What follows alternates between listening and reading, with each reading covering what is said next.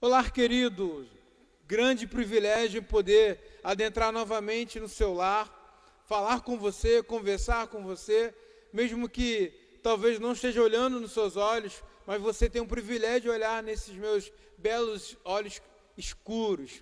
Mas que você sinta-se à vontade, sinta-se então na confiança e confiados nesse relacionamento, onde aquilo que nos une é muito mais forte do que é capaz de nos separar. Eu quero convidar você a orar nesse momento e suplicar ao Senhor a sua graça. Pai, nesse momento nós suplicamos o Senhor, abra os nossos corações, tira todo empecilho, repreenda, Senhor, todo o mal e faz, Senhor, que o Evangelho seja tão claro, que possamos crer e nos alegrar de que aquilo que o Senhor nos reservou, aquilo que o Senhor nos separou, é a melhor coisa que temos na nossa vida. E nos alegrarmos e ficarmos gratos por tudo quanto o Senhor já fez por nós. Então, Senhor, o que nos traz nesse momento, nesse encontro, nessa nova aula, é saber que tudo que tínhamos na nossa vida para dar errado, o Senhor tomou para si e nos garantiu a vitória. Enche nosso coração de alegria nesse momento, em nome de Jesus. Amém e amém. Queridos, nesse momento onde nós vamos começar a falar a respeito de sermos instrumentos de evangelismo na mão do Senhor, e aí eu quero de fato levar você a lembrar algumas coisas que talvez você se esqueceu do nosso último encontro. Mudança leva tempo. Mudar valores leva muito tempo, mas é possível. A nova vida convergir, trazer um novo ponto para novos valores, isto é, aquela velha criatura que tinha aquela velha visão, não mais é uma velha criatura, é uma nova criatura com novas visões. Mas, pastor, deixa eu entender mais um pouco, como é que eu vou adquirir essa nova visão? É adquirindo esses valores, e valores importantíssimos. Hoje eu quero compartilhar com você nessa jornada que vai durar algumas aulas aí para frente, e gostaria muito mesmo que você engajasse nesse estudo, nessa releitura, na leitura principalmente da palavra e no exercício da oração. Vamos começar? Vamos começar então do plano inicial. Que plano inicial é esse, pastor? É a relação do homem e mulher, ou mulher, com Deus. Relação da criatura com o Criador. É interessante que os primeiros capítulos de Gênesis, momentos antes de pecar e da desobediência, com clareza demonstram o propósito de Deus para a criação. A perfeição, o equilíbrio, a harmonia de todas as coisas criadas, sabe, trazia paz. É interessante que quando você começa a compreender os primeiros capítulos de Gênesis, o que te traz é uma paz, é uma harmonia, sabe, onde tudo satisfazia a exigência da perfeição do Criador. Isto é, meu irmão, entanto que quando você chega lá no capítulo 1, verso 31, você vai entender a seguinte frase: e viu Deus que era muito bom o que ele havia criado. Então, quero que você comece a guardar. Havia uma grande harmonia na perfeição, na criação criada por Deus. Sabe, e automaticamente, as relações interpessoais eram perfeitas. A relação de Adão e Eva eram perfeitas. A relação de Adão e Eva e seus filhos eram perfeitos.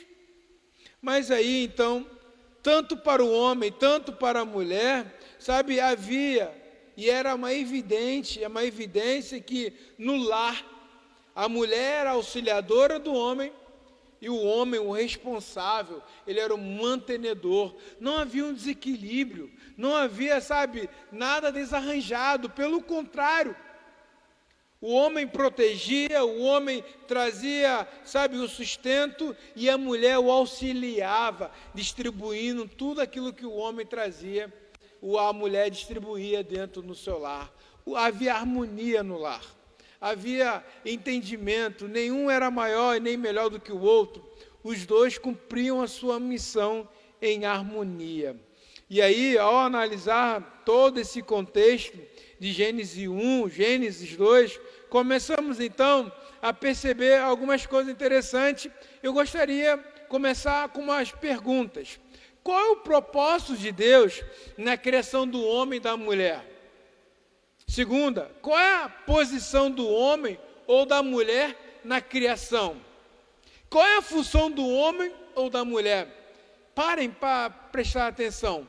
Como está conflituoso nos dias de hoje, sabe? Essa clareza de obrigações, sabe? Tanto do homem como da mulher.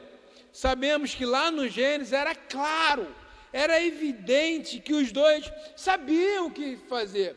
O homem na segurança, no trabalho, e a mulher, sabe, no cuidar da sua família. Mas, meus irmãos, não era desonroso para ninguém.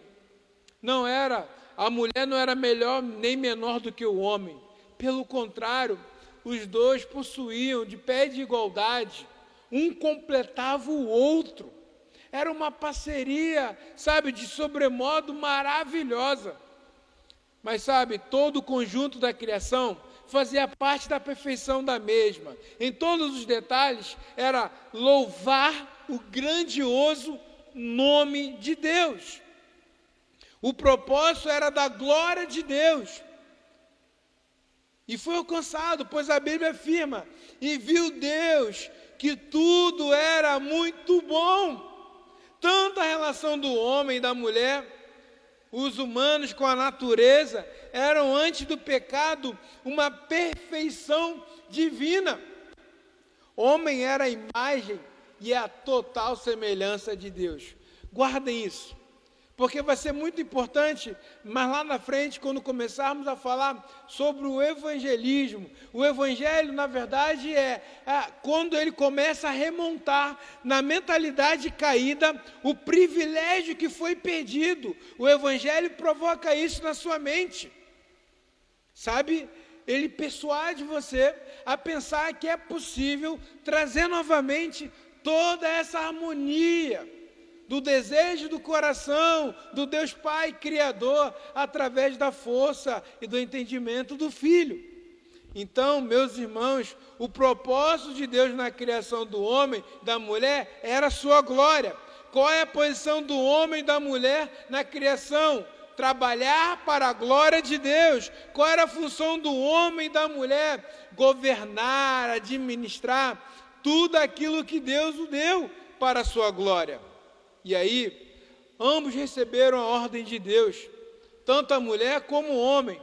Multipliquem, sejam fecundos.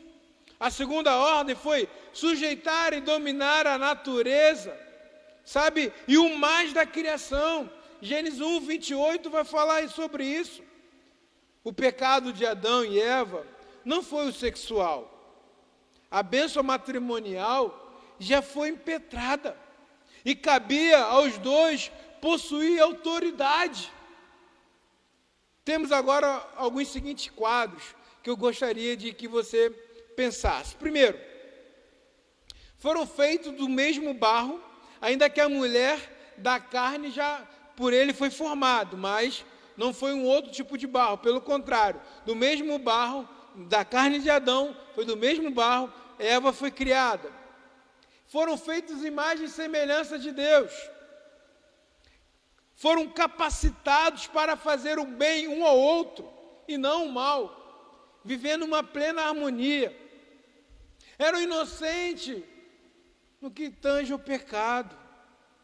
Foram capacitados e autorizados por Deus a prosperar, com igual poder de domínio, tanto Eva e tanto Adão. Não havia uma distinção, sabe? Não havia um machismo, nem um feminismo. Todos os dois foram outorgados, receberam de Deus o poder de dominar todas as coisas. Sabe? E a sétima, funções distintas. A diferença era o seguinte: foram tomados de capacidades, mas só que havia funções distintas. A mulher, a maternidade, e principalmente ter uma maternidade sem dor. o homem, o trabalho. O homem trabalharia sem sacrifício, sem suor. E automaticamente, tanto o trabalho, o homem, ele era o sacerdote da sua casa.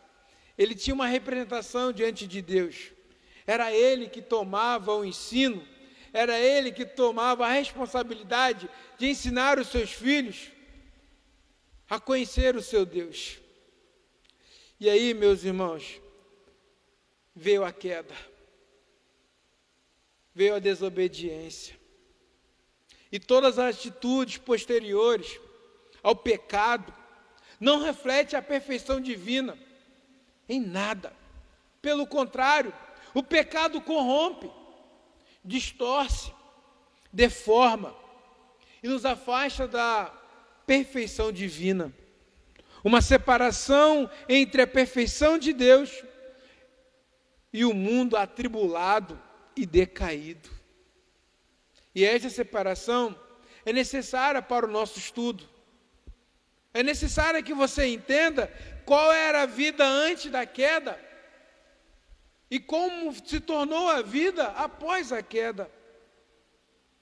E aí, quando você começa a olhar numa imagem caída, nós compreendemos que fomos criados em imagem e semelhança de Deus para glorificá-lo por meio da reflexão da sua glória em nossas vidas. Entretanto, tendo a liberdade de escolher a obediência ou a desobediência ao Senhor, nossos pais deram ouvidos à sugestão do inimigo de Deus e optaram por buscar uma independência do Criador. E suas escolhas trouxeram consequências. Automaticamente causou uma queda. E essa queda é uma propagação geral de caos. O alcance do pecado no ser humano, de alguma forma, afetou a imagem e afetou a sua semelhança de Deus. E automaticamente corrompeu toda a nossa natureza. Ao mesmo tempo, onde só havia uma capacidade para evoluir, para prosperar, desenvolveu uma capacidade para destruição, para o que é o mal. E aí então podemos começar a pensar sobre o pecado e as suas consequências. O pecado de Adão, mesmo que o erro tenha sido levado pela esposa, mas ambos foram tentados pelo Satanás a desobedecer a Deus, ou melhor, a contestação da soberania de Deus. Tinha um homem o direito livre de cair pela livre escolha. Tinha um homem o direito livre de cair pela livre escolha, meu irmão. Adão tinha de cumprir a ordem soberana de Deus, senão deveria sofrer as consequências de seus atos. E as consequências, certamente, era a morte e se tornou a morte. Logo, o homem preferiu desobedecer a Deus, pecar contra Ele, optou por negar a sua soberania, e com isso afastou-se da santidade de Deus e começou a decair na sua natureza. A morte é a deterioração final do homem que se afastou de Deus. O processo de miséria e sofrimento, você vai encontrar isso lá no capítulo 3 de Gênesis. Todas essas declarações de Deus foram consequências do ato de Adão, coadjuvado por sua esposa. Optaram por ser afastados de Deus e de sua santidade.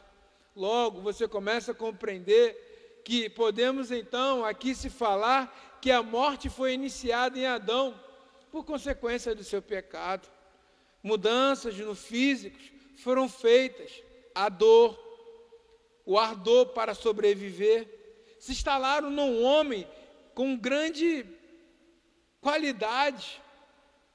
E isso é antinatural no homem. Não é natural o homem sofrer.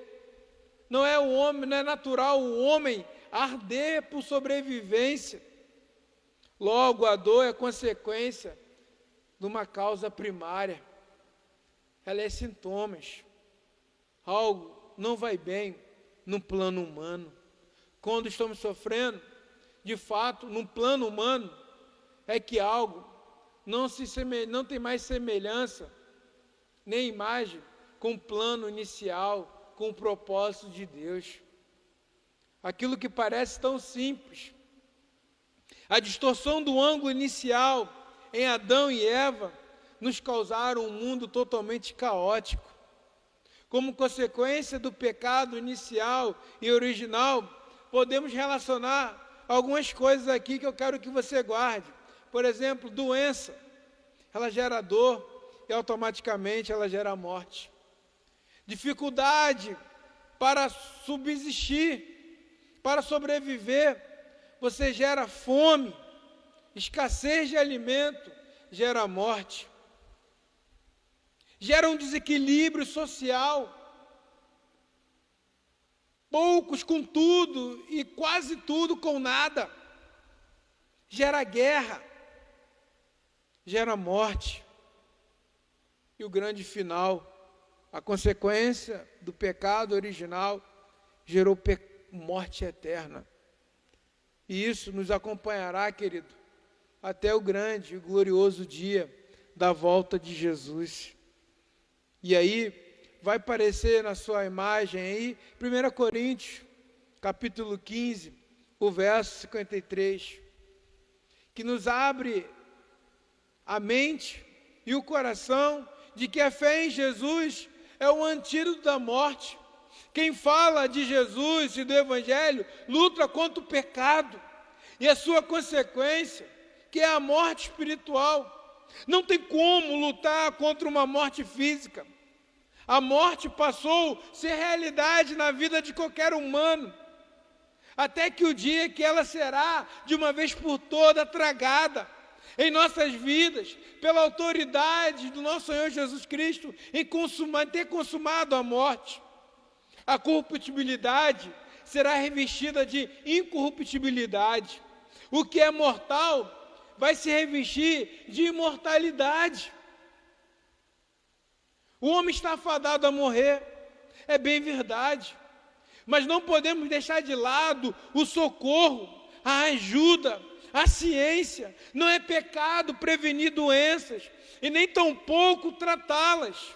Não é pecado sonhar com uma família onde se pode dar o melhor com um número reduzido de pessoas. Evitar ter filhos por não ter condição não é pecado, mas é inteligência. Logo, em todas as áreas, precisamos buscar o ideal do Gênesis. É uma forma de diminuir as agruras, consequências do nosso pecado. Portanto, é uma batalha que se trava contra o mal. Na medicina, nas leis que buscam lutar contra as desigualdades sociais, logo tudo isso visa a diminuição da discriminação. Quando se trata os outros iguais de forma diferente, não há ninguém melhor nesse mundo.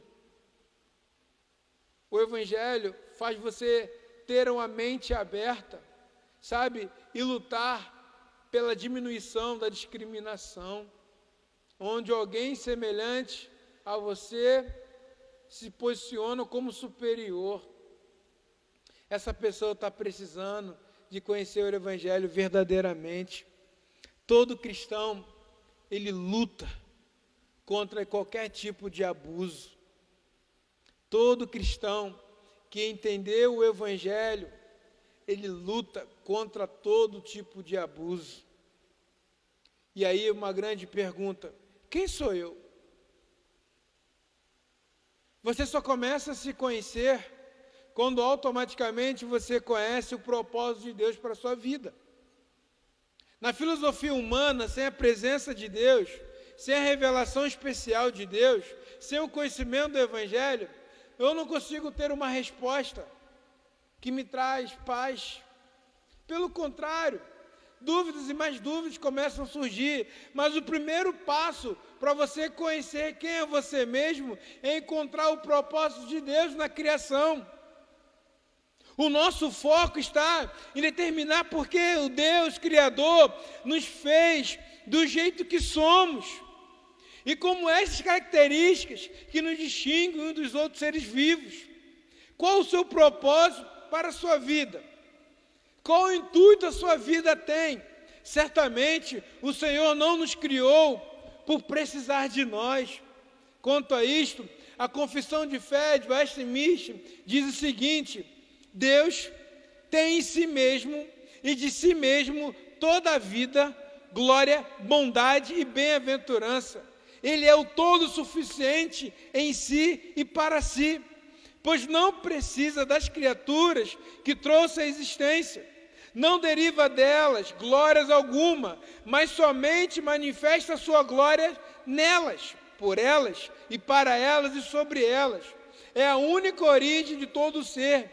Dele, por ele e para ele são todas as coisas, e sobre elas tem ele soberano domínio para fazer com elas, para elas e sobre elas tudo quanto quiser. Todas as coisas estão patentes e manifestas diante dele. O seu saber é infinito, é infalível, é independente da criatura, de sorte que para ela nada é contingente ou incerto. Ele é santíssimo em todos os seus conselhos, em todas as suas obras, em todos os seus preceitos.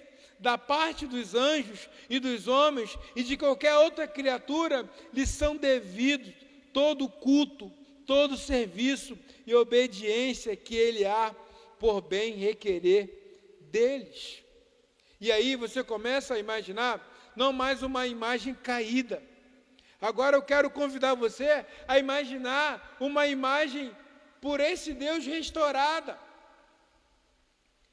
Diante de toda a distorção introduzida pelo pecado de nossos pais, a Bíblia aponta para uma solução planejada, antes da fundação do mundo, pelo Deus triuno. Em Jesus Cristo, o próprio Deus veio restaurar o nosso acesso à sua presença. E isso nós vamos continuar a investigar mais pela frente. Sabe, o quão benéfico é essa restauração, o que ela causa como um espelho, sabe, aquela imagem que era perfeita em Adão, mas pela sua desobediência se tornou imperfeita. Agora em Cristo, somos novamente experimentados pela graça do Senhor, o direito. E começamos agora, não apenas no céu, mas já agora começamos a experimentar toda e qualquer, sabe, não de forma ainda completa, plena, uma plenitude, mas já começamos a desfrutar de tudo que essa plenitude da imagem restaurada, a obra da redenção, sabe, tudo aquilo que Jesus conquistou naquela cruz, ressuscitando ao terceiro dia, sabe, nós temos o direito de experimentar. E esse direito, na verdade, é o acesso a Deus. A transformação pelo contemplar e a transformação de refletir a imagem de Deus. De modo diferente do restante da criação, apenas o ser humano foi formado à imagem e semelhança do Criador. Mas discutiremos as características inerentes a termos sido criado segundo a sua própria imagem e semelhança. Juntando-se essas duas premissas, conclui-se que os seres humanos foram criados à própria imagem de Deus, com uma missão e capacitação especial, manifestar a glória de Deus. Esta manifestação gloriosa de quem Deus constitui o alvo principal de nossa existência. O Catecismo de Fé, ele diz, qual é o fim principal do homem?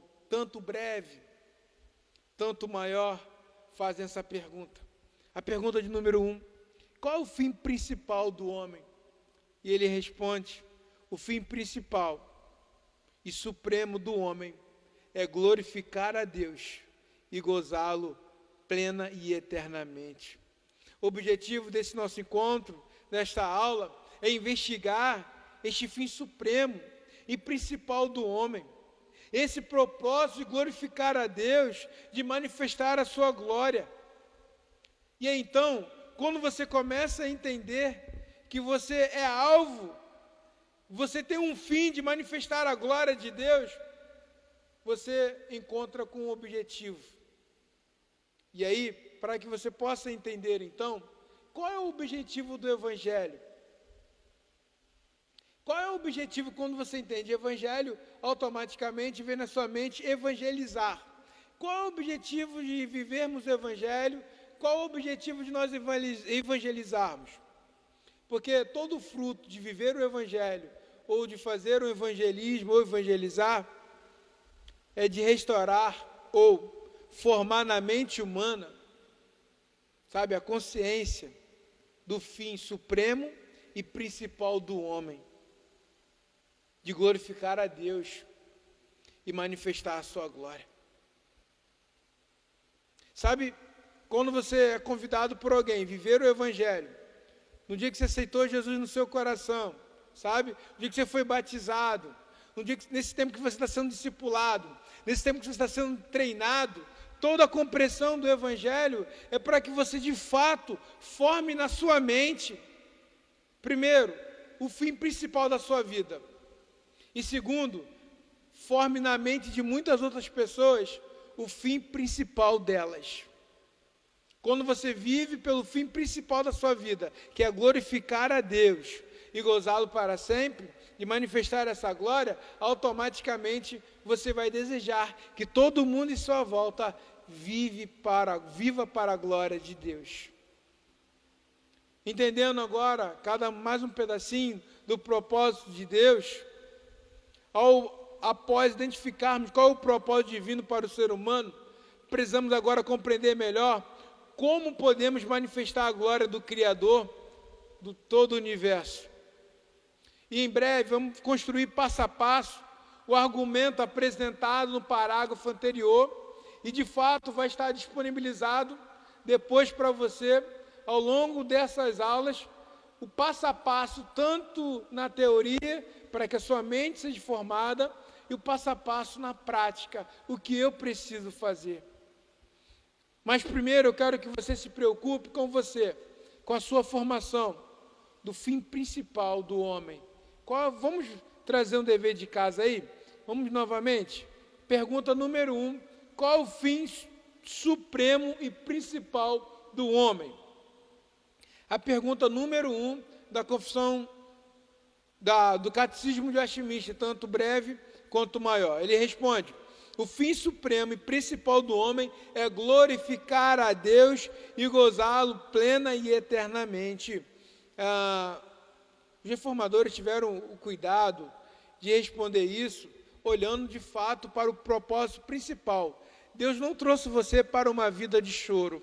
Deus não trouxe você para viver uma vida de sofrimento, mas as consequências dos nossos pecados, a consequência da desobediência, provocam todo esse caos em nossas vidas.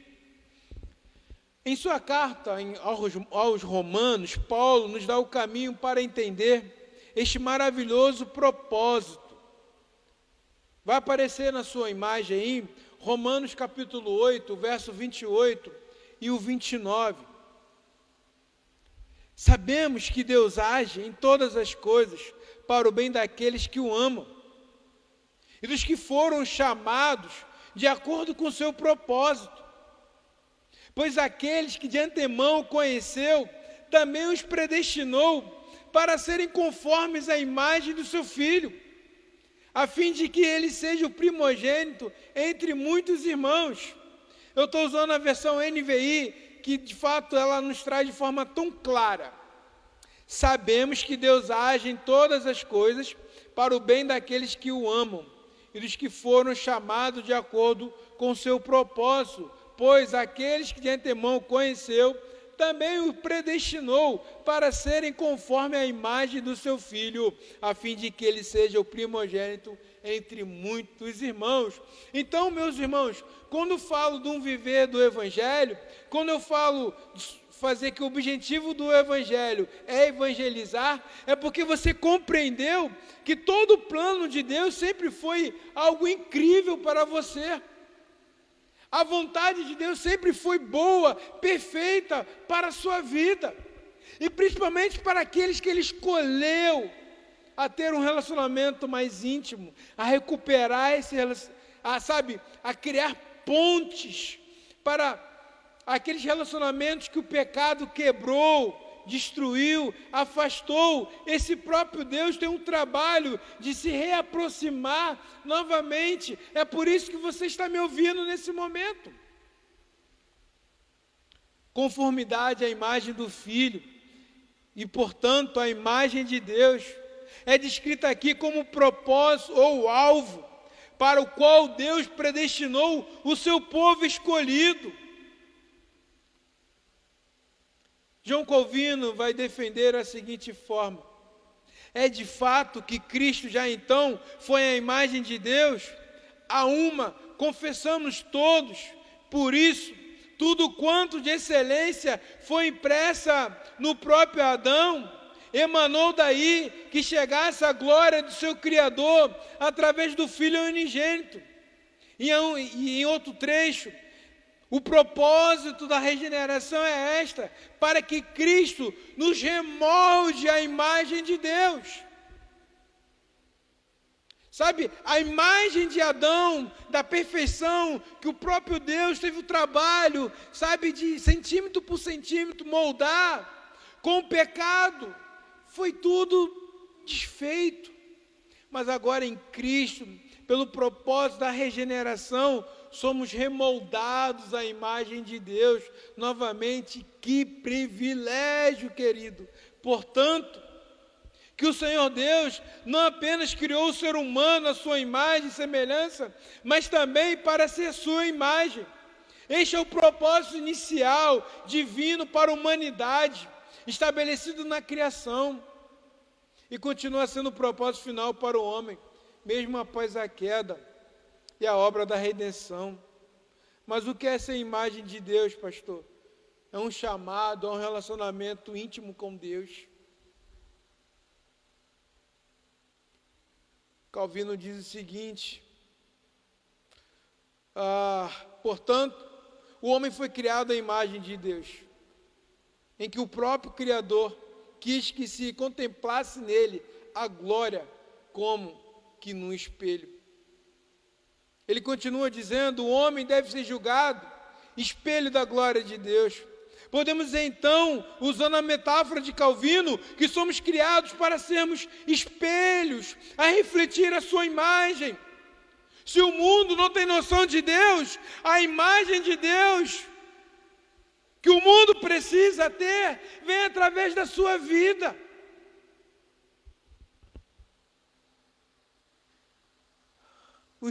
Sproul vai dizer o seguinte: cada indivíduo tem a capacidade de espelhar Deus como ser espiritual e a responsabilidade de refletir Deus em pensamentos e ações.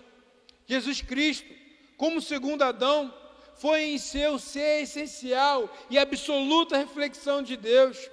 Do mesmo modo, ao sermos renovados para a conformidade à imagem de Deus, somos chamados para refletir fielmente Deus em tudo que fazemos.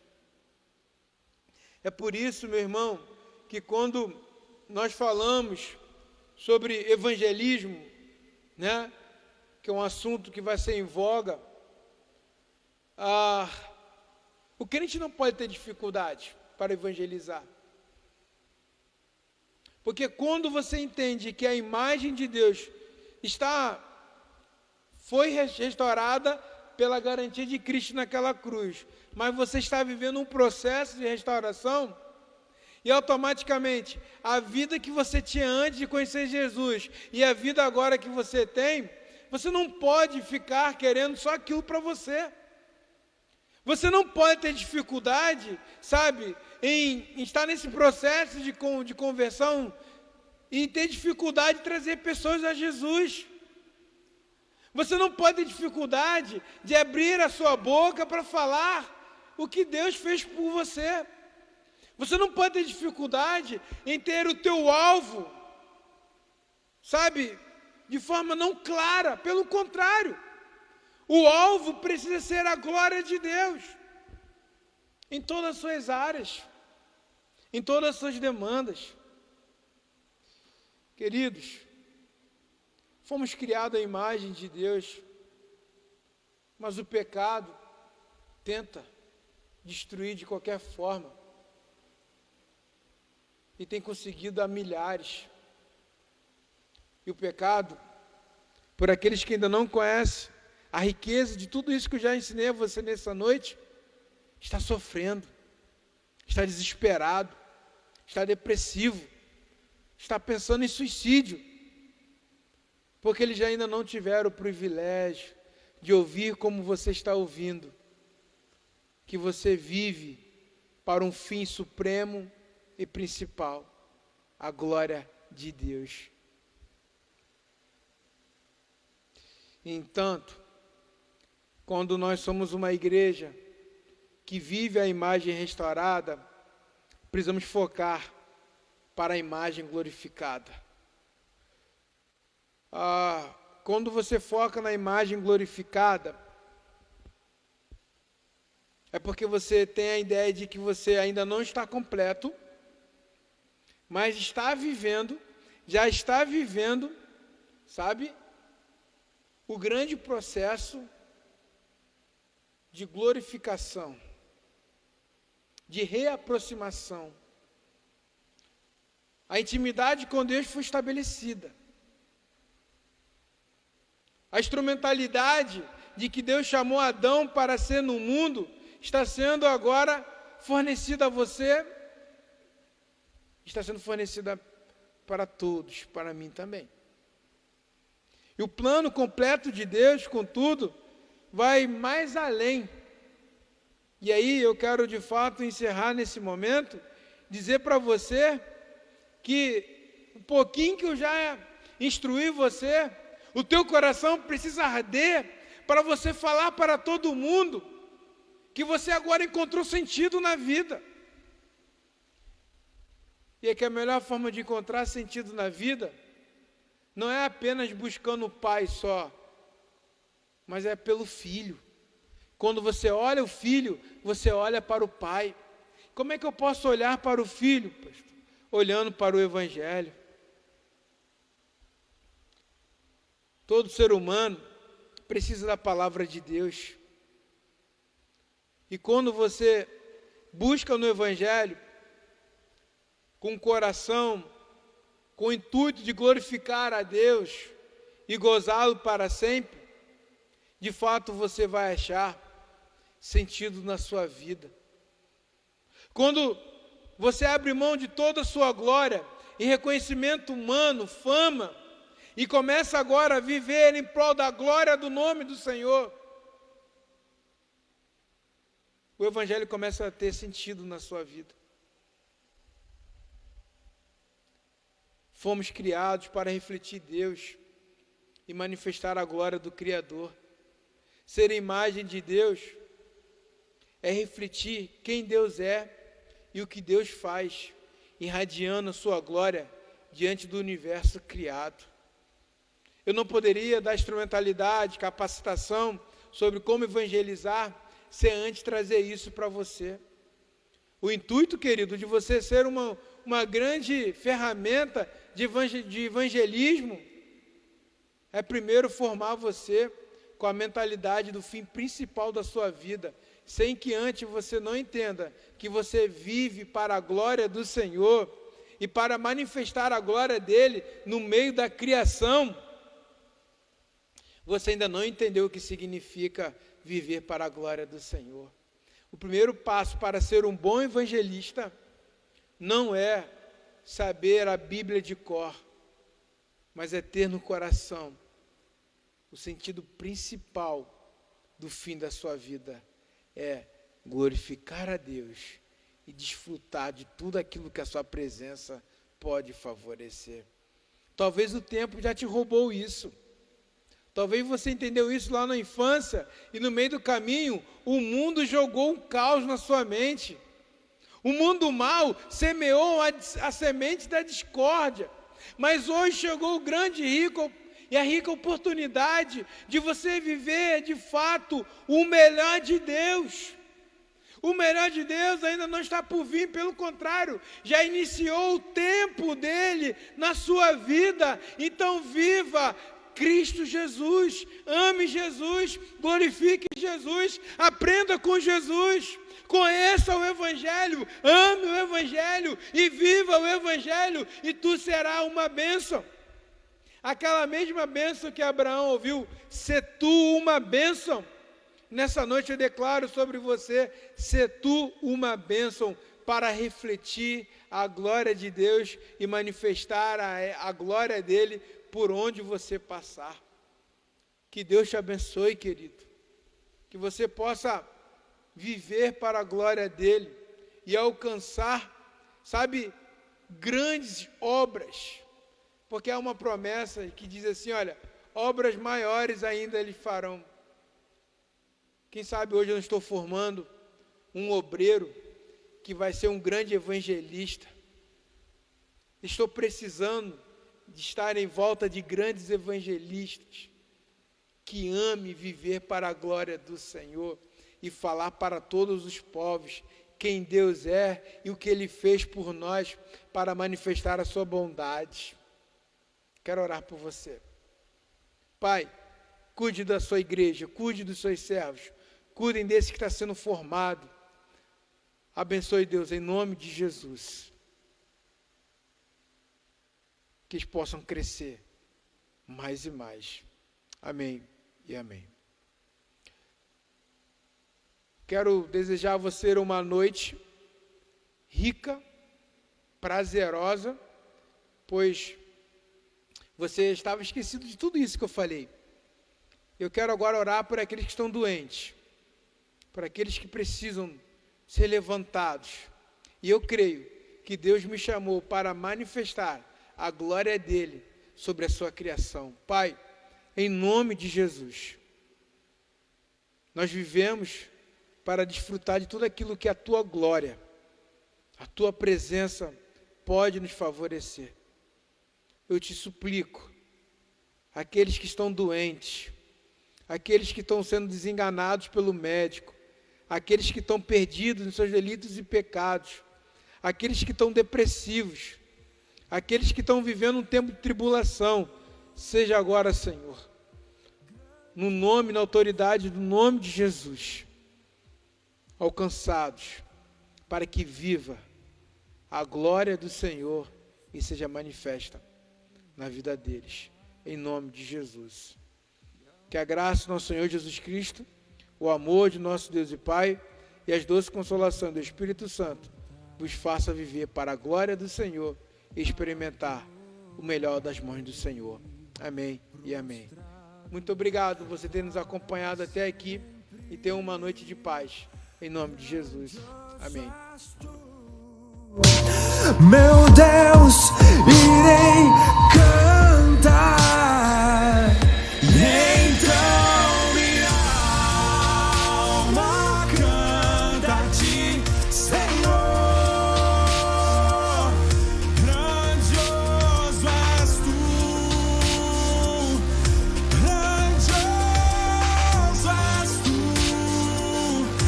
e então minha